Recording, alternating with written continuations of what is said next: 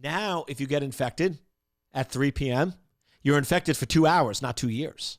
So it solves that problem. Next, most endpoints aren't always updated as well as they should be. Welcome to Life of a CISO. I'm Dr. Eric Cole, your host, and we'll be taking you on a journey each week on what it takes to be a CISO and what are solutions that you can implement today if you are currently a Chief Information Security Officer or if you want to be one in the future. This is Life of a CISO. Welcome to this week's edition of Life of a CISO with yours truly, Dr. Eric Cole. It is one of my favorite times where we get to go and dig into what it means to be a world-class, right? We're not here for average, right? We don't want average Chief Information Security Officers. We want world-class, right? Everyone listening to this is a world-class CISO, right? If you don't believe it, go back to my previous exercise. Remember, every morning, I want you to look in that mirror. I want you to look in those eyes of yours, right? And I want you to keep repeating, I am a world-class CISO. I am a world-class CISO, and keep doing it until you believe it, right? Until you own it, because you might not have seen the results yet, right? But that doesn't mean that you aren't a world-class CISO today. You just have to wait for some of those seeds to be manifested, right? You go in and you plant seeds, right? You don't see them right away. That doesn't mean the seeds aren't working. That doesn't mean the seeds aren't germinating, right? You just have to keep watering and fertilizing it to get the crop. And that is getting that ultimate job that you want. Now, I've had a lot of conversations with executives recently about a lot of the things going on in the news, right? These companies are scared about ransomware. They're scared about extortion attacks, supply chain, what vendors do we have, how vulnerable they are, could somebody get into our network? And what I realized is one of the areas in security that we often fail on is we always thought security, and I think this is a huge paradigm shift, and this is something world-class CISOs need to know, is we always, in cybersecurity, wanted to be that security blanket. We always wanted to tell people, oh, everything's fine, right? Because we're awesome, our team is awesome, we're willing to work 15, 20-hour days, evenings and weekends. So when the executives go in and ask, how we doing security, what's going on? It's like, we're fine. There's a lot going on, but we're doing good, we're fine. Actually, that's a broken model. Because let's face it, I don't care what organization you're at, remember the law of cybersecurity. The law of cybersecurity is whenever you add functionality, you decrease security. Whenever you have functionality, you increase the overall risk. So unless your company is Amish, right, and you have no computers, right, and no interconnectivity at all, if you have computers and you have functionality and you have email and you have websites and you have cloud-based solutions, that is functionality, which means you do have risks. You do have exposures. 100% security doesn't exist. So what we want to do is be honest with the executives. Give them an honest assessment. And the analogy I love using in cybersecurity, because it is just so applicable, is in the medical arena. I think if any one of us went for a full physical to a doctor, and after we got the blood work and the physical and the examination and everything else, the doctor was like, oh yeah, everything's good, you're fine, you're great, no issues. I think almost every one of us will be like, really? You're saying we're perfectly healthy? You're saying we're perfectly fine? There's no issues at all, right? We wouldn't like or accept that answer.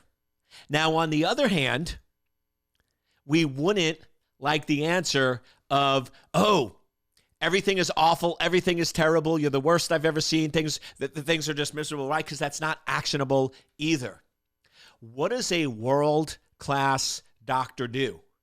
What a world-class doctor does is they take all the information, all the blood work, all the data, everything they found, they analyze it and come up with an accurate assessment of strengths, weaknesses, and essentially changes you need to make moving forward. So if you go into a world-class doctor and get a physical, they're going to come back and say, okay, and this just happened with me, so I'll use myself as an example. They said, Eric, you need to go in and do 10 minutes of cardio a day. I love exercising. I love working out. Cardio, not so much, right? I don't know, curling the weights, yeah, right? Running on a treadmill going absolutely nowhere for 10 minutes, not my thing, right? So like, what's the point of that?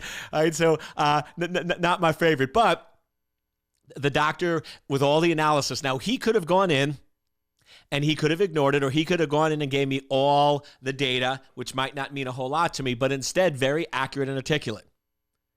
You need to go in and improve the blood flow, the cardio. You need to do 10 minutes, very actionable, very specific. Now, I can choose whether to do that or not. I can choose whether to take that action, but I'm being provided accurate information. And that's similar to what a world-class chief information security officer does. They don't do extremes. They don't go in and tell their execs, everything's fine, everything's good. And they don't go in and say everything's terrible, everything's bad, the sky's falling. They give accurate assessment. And that's what we need to do a better job of. Make sure our executives know what our strengths and weaknesses are with cybersecurity, where there's potential exposure and where there's potential risk. Every entity has a potential risk of ransomware. Now, is it 5%? Is it 90%? Is it 50%? Right? Executives want to know that. They want the information. And if you're new to my life of a CISO, many of you probably know this already, but remember, when you brief executives, one page, you have a one-page spreadsheet, and there's 4 things. What is the risk? What is the likelihood of occurring? What is the cost if it occurs? And what is the cost to fix it? That's what world-class CISOs do. And to make sure you're doing it correctly, you always want to present a bigger picture than what you're recommending. So if I'm going to recommend 3 things that need to be done immediately, I'm going to present 10 or 12 items on that sheet. So I'm going to go with 12 of the current top risks to our organization of what could happen, what could occur, likelihood of occurrence, cost if it occurs, and cost to fix it. So what could happen? So we could get hit with ransomware. The likelihood is 90% because we have systems and servers accessible from the internet and we're not doing email filtering. Now, we don't tell that to the execs. Right? That's our analysis on the back end based on the data that's out there. But we tell the executives that we could get hit with ransomware. There's a 90% chance based on the size of the organization and the data that we have. It would cost us $2 million, and it would take $300K to fix it. Boom, that's what you present to them. That's what you're giving them. Now, as I mentioned, you always want to present more than what you want to fix. And the reason is simple. It's because if you go in and you only present 3 items, and you're saying, we want to fix these 3 items, you know there's a lot more. You're world-class CISO. You have the cybersecurity expertise and the business expertise. You have the balance. You translate between those because you are pro. But the executives don't know that. And let's give them the benefit of the doubt. If I'm an exec and you come to me with only 3 items and nothing else, and I do those 3 items, they're going to potentially conclude that they will then be fully secure. And there's nothing else that needs to be done. And that's the problem that security professionals have, is they overanalyze and only present limited information. And then what happens is the first time you go to the executives, you ask for 3 things, and you're only asking for 3 things. And because the organization wants to be secure and executives know this is a priority, they give you the items, they give you the money. It's great. But then here's the problem. 6 months you come back and you present 3 new items that they'd never seen before. Now, as an executive, they're going, wait a second. You told me that if I gave you the money, we'd be 100% secure. Now, remember, you didn't actually say those words, but you only presented 3 items. So can you see how an executive could potentially conclude that if I give you the money, we're good? There's nothing else on the list. right? And that's the problem that happens in security, where we get initial budgets, but then we create a frustration with the executives. Better way is to go in with 12 items and say, I only want to fix 3 right now. Just want to take a quick break. I hope you're enjoying the show. I have this free webinar that I would love for you to check out if you want to become a world-class CISO. So now they know there's at least 9 others. Right? There's 9 other items on there, right? We are not fully secure. We are just prioritizing and fixing risk. And the other reason I love this is it shows the execs that you understand business. Business is about managing risk. It's not about fixing everything. I talk to a lot of CEOs, and one of their biggest complaints about security people is they think that we don't understand the balance, that we want to spend every last penny to make the organization more secure than Fort Knox and protect it and lock it down as much as possible.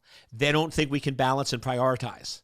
So now if you're going in, speaking their language, which is money and risk, and showing them that there's 12 items, but right now, based on the organization and the revenue and the profit margins that your business has, you only believe that you should fix the top 3. Now you're acting like an executive. You are being an executive, and you're using cybersecurity as a business enabler. So that's one of the key components you want to make sure that you're focusing on, giving accurate information. Now, I know I've always said one slide, right, when you go to the executives. Right? And I was really trying to compare that you don't want what most people do, which is a 55-slide technical deck. Right? The deck that you would get from technical people is not what the executives want. Remember our rule. It's not what you thought it was that your parents told you, which is treat people the way you want to be treated. That's not true.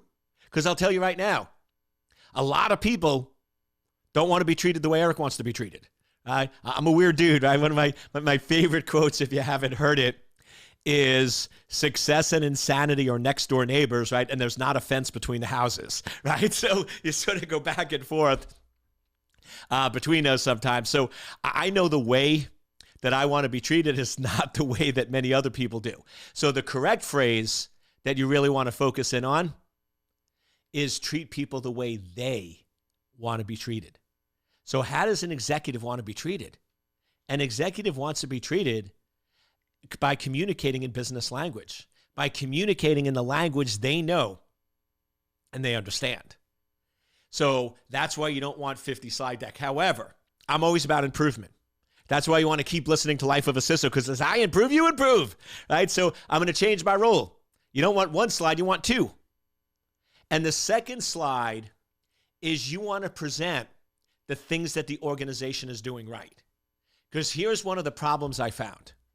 If you go and brief executives and you go in and say, okay, here's our current list of 12 major issues. Here's the 3 things that need to be fixed, this and this. What I started getting from some executives is, okay, so you're telling me that our current security team screwed up or failed. Because clearly we've been giving them money, and clearly we've been giving them resources, and they haven't been fixing the problems that they should. And that in most cases, now some cases that might be true. But that's in not world-class, but world-crappy CISOs, and none of you are that. So that's not going to be your case. But here's the problem. If you go back a year ago, the current risks would be different, and you fix those. You already fixed them, so you're actually now moving on to the next set. But depending on where you start this process, the executives don't know that. So what I do is I recommend the second slide where you go in and say, okay, here were the previous risks that we fixed. So here's where your previous money went. You got a good investment. We fixed these risks. Now there's a new set because the threats are always changing. You could try to do it on 1 slide. And once again, depending on the detail and the setup, it sometimes works. So you have 1 slide that has 15 items. The first 3 are the previous risks that are already fixed. So if you were given 800K, you would go in and say, okay, our previous 800K fixed these 3 risks. Then these are the 3 next risks that we're asking for 500K on. And then here's the 9 additional risks that we're not focusing on right now today. Now I'll be honest with you. When I've tried it out both ways, and this is sort of new things I'm doing, that one slide, there's a lot going on there. Like there's a lot for people to process where you have what was previously fixed, what you're going to fix, and where the future stuff is. So try it out, see what works for you, see what works for your executives. But with most of the executives, when I've tried it out the different ways, usually splitting it out. So I'll start off and say, okay, as you know, 6 months ago, you gave us 800K. It was to address these 3 risks or 4. It doesn't have to be 3. I'm just using a number just so you know it could be 2 or 4 or 5. But we fixed the previous 3 risks, and I just wanted you to be aware of that. So these are done. However, as you know, the risks and threats are always changing. Next slide. So here's the current top 12 that we have, and based on where we are and the business and the profit and the revenues, I believe we should only fix the top 3. But that could change over time. So right now, the ask is 400K to fix these next items. So that's world-class. You're now making sure the executives are aware of that. Because the big thing I hear from executives, and I just talked to a few this week, and I was in LA previously and chatted with a few there, is, Eric, we're scared. We see all these companies that are spending all this money on security and have all these folks, and they're getting hit with ransomware, they're getting compromised, and we can't believe that the executives accepted those risks. So we need better information, but we're not getting it. When we ask for it from our security team, we're either getting sort of the everything's fine, don't worry about it, or we get these super technical briefings that nobody understands.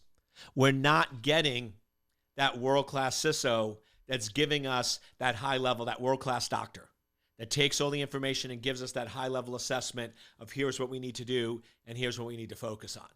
So being world-class, when was the last time you talked to your executives? And when was the last time you actually asked questions? When I go in and do my briefing with the executive, I now use those 2 slides or that one compounded slide that I mentioned, and then I'll always go in and ask questions. One of my general rules that I always follow is in any executive meeting, I always listen before I speak, and I always ask 3 questions before I provide feedback.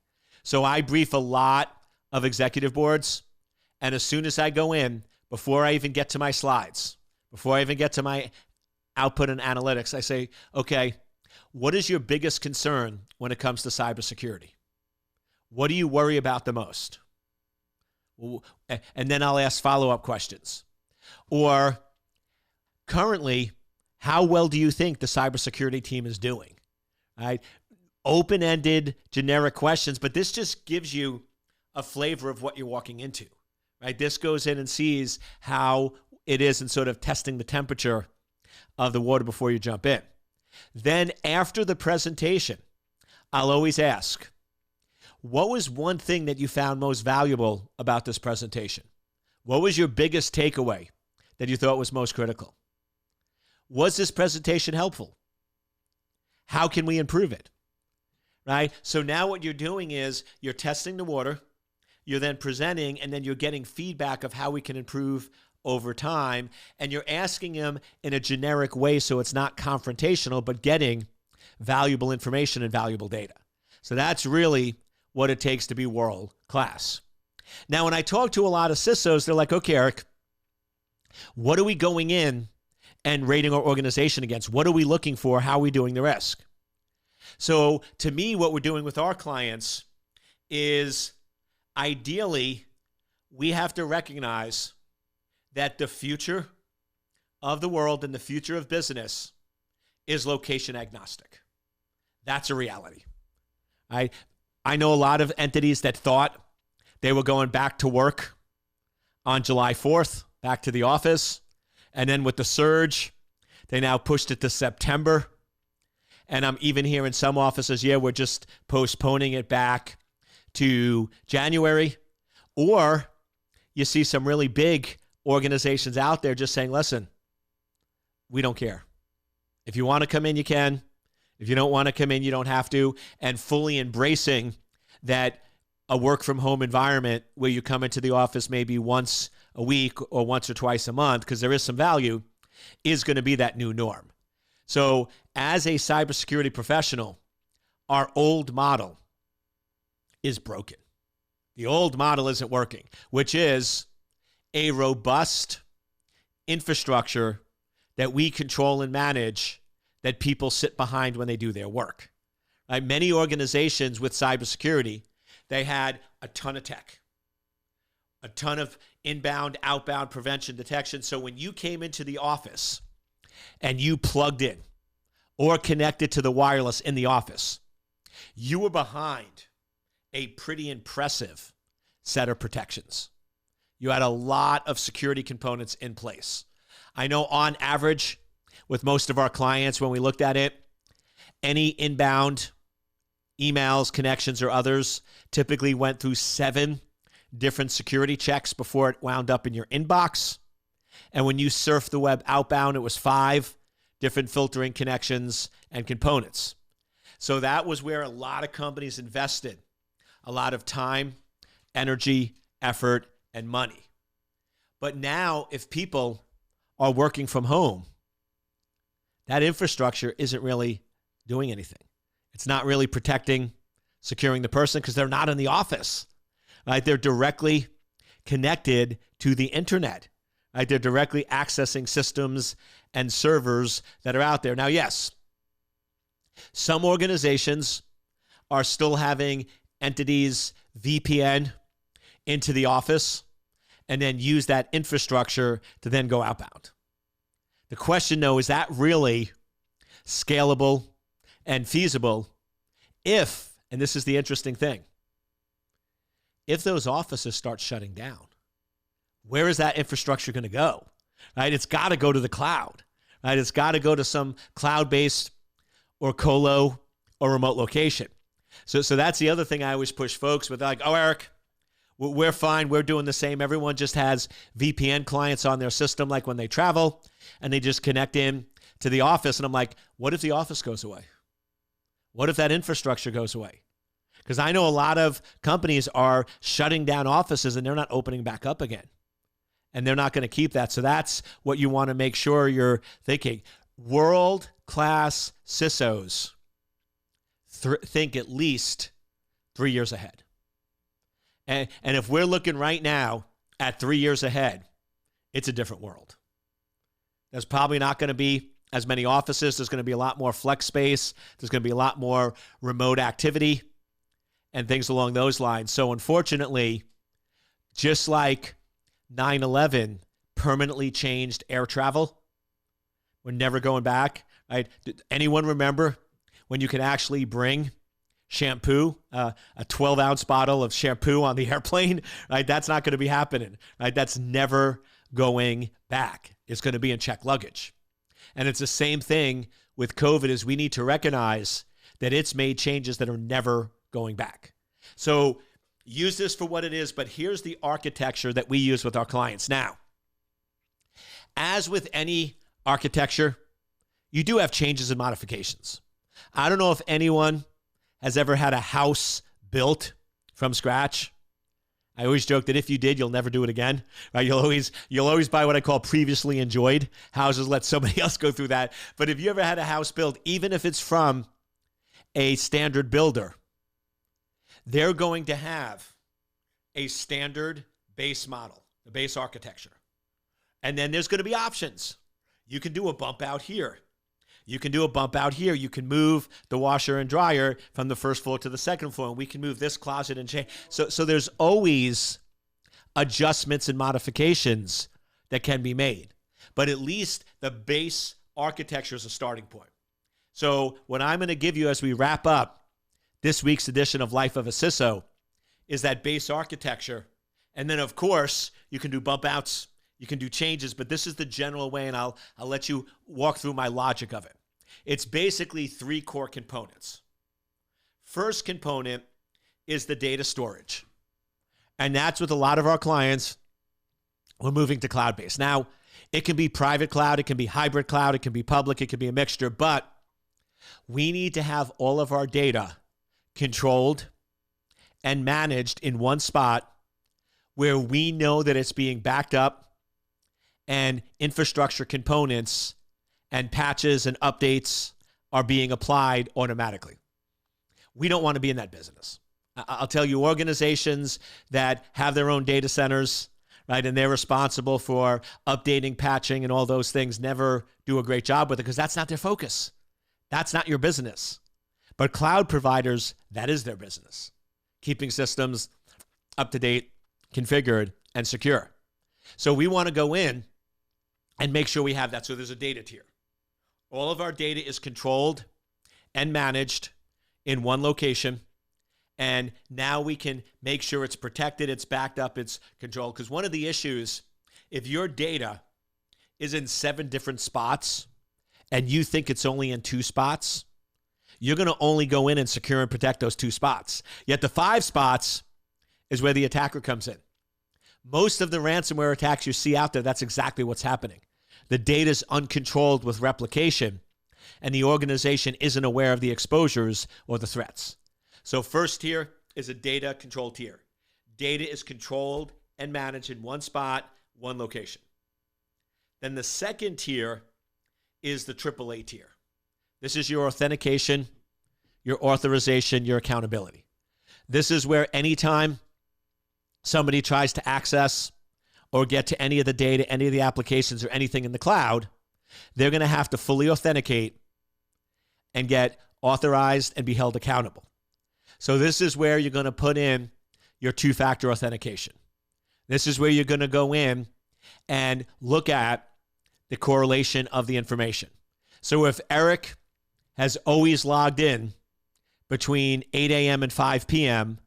from Washington, D.C., and all of a sudden today he's logging in from Russia at 2 a.m. in the morning, that's a flag.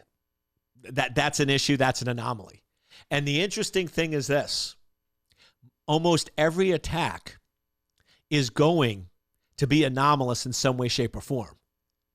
Now, don't get me wrong. Some of the new correlation and AI and all that, totally cool stuff, right? Not trying to do it, but a lot of it is just the basic analysis. We don't have to overthink it.